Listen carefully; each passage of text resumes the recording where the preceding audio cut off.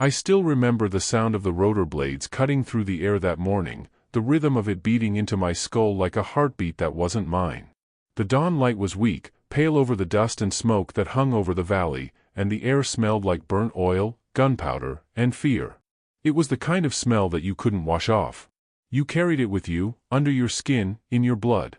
We were heading back into the zone they called the pocket. Command said it was routine, just a sweep to confirm the area was clear. But all of us knew what that meant. There's no such thing as routine when men are still missing. I had been in the army long enough to understand what missing usually meant. It meant that somewhere out there, in the quiet between the bursts of gunfire, one of ours had fallen, and no one had the time or the guts to go get him. It's not that anyone wanted to leave a man behind. It's just that war moves fast. The ground shifts. The map changes.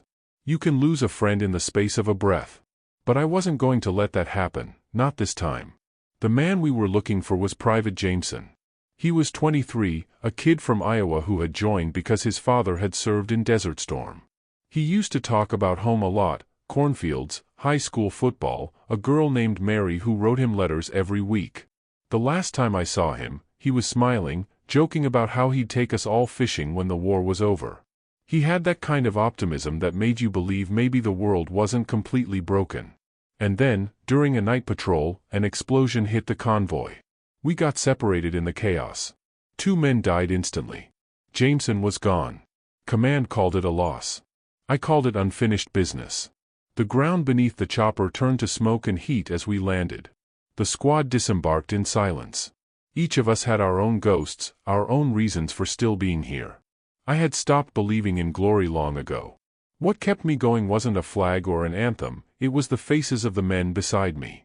The only rule that mattered anymore was simple: you don't leave your brothers behind. We started the sweep. The area was quiet, too quiet. The kind of quiet that screams danger. The wind carried the smell of metal and rot.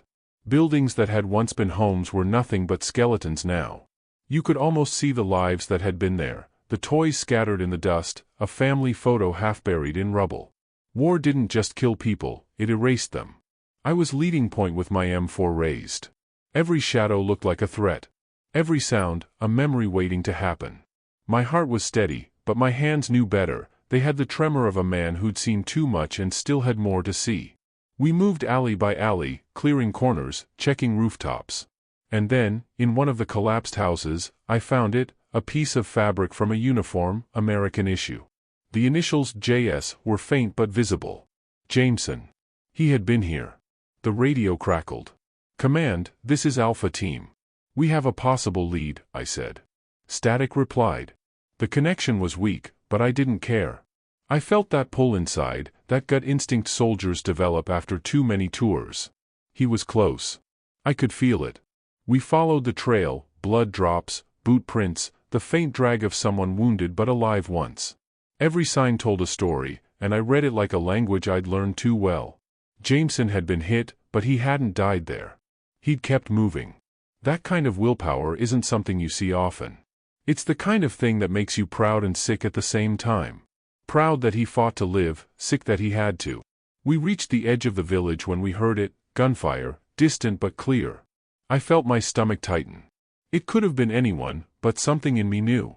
We moved fast, tactical, years of training snapping into place like muscle memory. The sound grew louder, sharper. And then we saw them, 2 enemy combatants on the ridge, firing into the valley. We returned fire. It was over fast. I wish I could say I felt something about it. But after a while, it all becomes just noise, the recoil, the flash, the smell of cordite. Behind the ridge was a small ravine. I went down alone, ignoring protocol. And that's when I found him. He was lying there, pale and broken, but alive. His uniform was torn, his arm wrapped in a makeshift bandage made from his own shirt. When he saw me, his eyes widened in disbelief. "Sarge? I thought you left," he whispered. His voice was a ghost. I knelt beside him. "We don't leave anyone behind," I said. My voice cracked more than I wanted it to. He smiled weakly. "Didn't think you'd come back." "You kidding me?" "I had to. You still owe me that fishing trip." He laughed, a short, dry sound, but it was enough. I could see the relief in his eyes, the The kind that cuts deep because you know it shouldn't have been possible. He was half dead, dehydrated, barely conscious, but he was alive. And that was all that mattered. We called for medevac. The rest of the squad secured the perimeter. As we waited, I tried to keep him talking. You don't let a man drift off in moments like that. You keep him anchored with words, memories, anything that reminds him he's still human. He told me about home again, about Mary, about his mom's apple pie, about the tractor he used to fix with his dad. I listened like it was the most sacred thing in the world. Because out there, in the middle of all that ruin, it was. When the bird arrived, I carried him myself to the chopper. His weight was nothing compared to the guilt I'd carried for the men I couldn't save before. As the helicopter lifted off, I watched the valley disappear beneath us, the smoke curling like ghosts reaching for the sky. I thought that would be the end of it. I thought maybe, for once, we'd get a clean ending. But war doesn't work like that. 3 days later, they told us Jameson didn't make it. Infection, they said. Too much blood loss. Too much time alone out there. I didn't say anything. I just sat there, cleaning my rifle, listening to the metal click and scrape. The sound filled the room like a prayer for the dead. I could have let it break me. A part of me wanted to. But something in me refused. Maybe it was his last words. He had grabbed my arm before they took him away and said, "Promise me, Sarge, don't stop. Don't let it be for nothing." And I promised him. I meant it. That's the thing about being a soldier. People think it's about courage or duty or serving your country. And maybe it is, in the beginning. But when you're out there long enough, when the dust and the screams and the faces of the fallen become part of who you are, you realize the truth. Being a soldier is about not abandoning the fight, not the battle, not the men beside you, not yourself. Every night after that, I wrote his name in my notebook. Jameson. Just his name. I didn't add a date. I couldn't. Because as long as I remembered him, he wasn't gone. He was still in the field, still fighting beside us in spirit. That's what we do, we carry the ones who couldn't make it, like invisible brothers marching in silence. Sometimes, when the world goes quiet, I still hear his voice in the static. "Promise me, Sarge," and I whisper back, "I'm still here, kid." I didn't leave. After Jameson's death, something inside me changed. The lines on my face deepened, not just from the sun and sand, but from the weight of everything I'd seen. There's a part of war that never gets written about, the silence after the firefight, the hours that stretch like days when all you can do is think. And thinking is dangerous out there. Because when you start to think, you start to remember.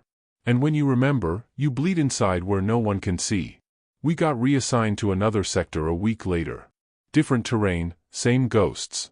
The new AO was a stretch of desert that seemed endless, where the horizon and the sky melted into one, and the heat could break a man before the enemy ever did. The missions blurred together, patrols, checkpoints, ambushes, dust, repeat. But I carried Jameson's dog tag in my pocket. I told no one. It was my way of keeping him with me. When the nights were cold and the wind cut through the tents, I'd close my hand around that piece of metal and feel the pulse of memory. There's a saying in the army, you fight for the man next to you. It's true. After a while, the reasons they give you in training, freedom, justice, peace, start to fade into the background noise. What keeps you alive is the guy covering your six, the one who'll pull you out of the fire when the world collapses. That's what Jameson taught me, even in death. That's why, when the next mission came, and they told us we were going deep into hostile ground to extract civilians trapped by crossfire, I didn't hesitate. It wasn't about orders. It was about never abandoning the fight. We went in under darkness. No moon, just starlight and the red flicker of distant fires. The city below was a graveyard of concrete and memory. You could hear dogs barking somewhere, far away. The kind of sound that reminds you that life still exists, even in hell. Our unit moved through the streets like shadows. Every step was deliberate, every breath counted. I could feel the sweat under my gear, the ache in my shoulders from the pack. It was all familiar, like a bad dream you keep waking up inside. Halfway through the mission, we hit contact. Bullets tore through the night like lightning. I dropped behind a wall, heart hammering, dust stinging my eyes. The air filled with the screams of ricochets and the shouts of men calling targets. Training takes over in those moments. You don't think, you react. You become a machine built to survive. I saw one of ours go down, Rodriguez, a quiet kid from Texas who used to play guitar in the barracks. He was hit bad, bleeding out from his side. The medic was pinned down, couldn't reach him. Without thinking, I moved. The first few steps felt like forever. The world slowed down to the sound of my own breathing. Bullets snapped past my ears, bits of plaster exploded off the walls, and I could feel death brushing past me like a whisper. But when I reached Rodriguez, I dragged him behind cover and pressed my hand against his wound. "You're okay, kid," I said, though I didn't believe it myself. He looked up at me, eyes wide with pain. "Why'd you come back for me, Sarge?" he asked. I didn't have to think about the answer. Because that's what we do. We got out of there alive that night. Barely. The evac zone was chaos, fire lighting up the skyline, helicopters slicing the air with their thunder. I remember sitting in the back of the Humvee, Rodriguez breathing shallow beside me, and thinking how fragile it all was, the line between life and death, courage and madness.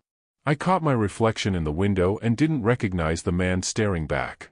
The eyes were harder, colder, but behind them was something still alive, something stubborn enough to keep fighting. When we got back to base, command called it a success. Civilians rescued, minimal losses. They gave us a short rest cycle, but sleep didn't come easy. You can't close your eyes when every dream drags you back to the battlefield. The sound of the chopper blades, the smell of smoke, it all becomes a loop in your head. I found myself walking the perimeter alone at night, listening to the hum of the generators and the wind through the wire. Sometimes I thought I saw figures in the dark, shapes that looked like the men we'd lost. Maybe ghosts, maybe memory. Out there, the two were the same. Then came the letter from Mary. Jameson's girl. Someone must have told her what I'd done, how I'd found him. She wrote to thank me.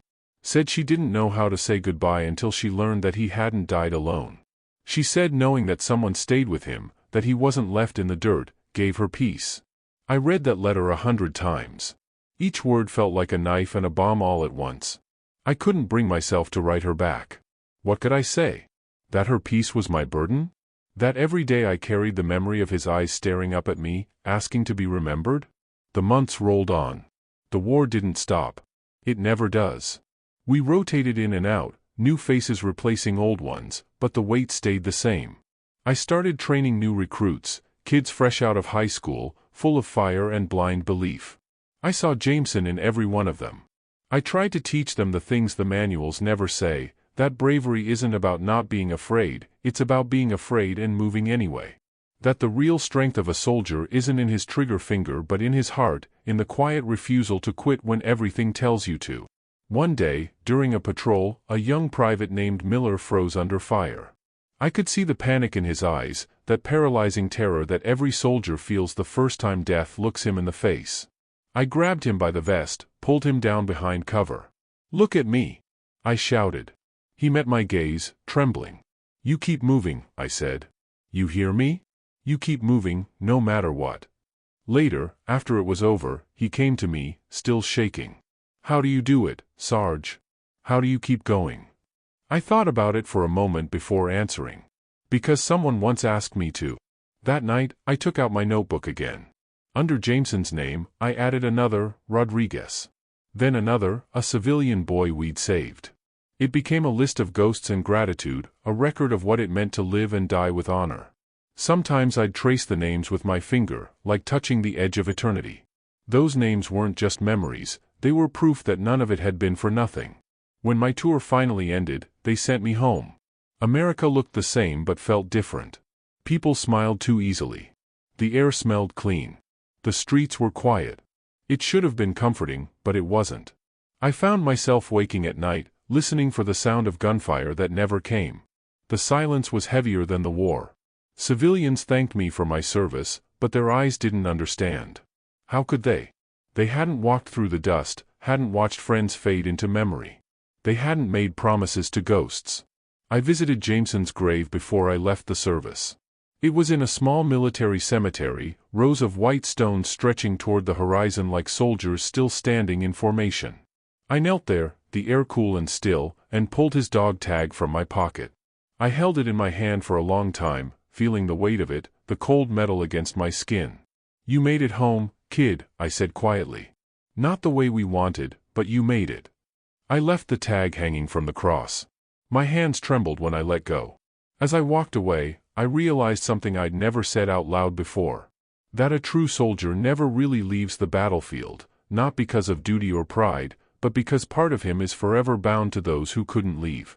The battlefield becomes a part of you, stitched into your soul. You might come home in body, but your spirit stays there, standing guard, keeping the promise. Years have passed now. My hair's gray, my hands slower. But every time I hear a helicopter overhead, I stop and look up. For a second, I'm back there, the heat, the dust, the voices on the radio, Jameson's faint smile in the dirt. I still talk to him sometimes. Maybe that sounds crazy, but it's the only way I know to keep my promise. A real soldier doesn't fight because he hates what's in front of him, he fights because he loves what's behind him. His brothers, his home, the memory of those who fell so he could stand. And no matter where life takes me, no matter how far from the war I go, that truth stays the same. A true soldier never abandons the battlefield. Because the battlefield is not just a place, it's a vow. It's the heartbeat of every man who ever picked up a rifle and swore he'd never leave his brother behind. I keep that vow alive every day, in every breath, in every quiet moment of peace that men like Jameson paid for.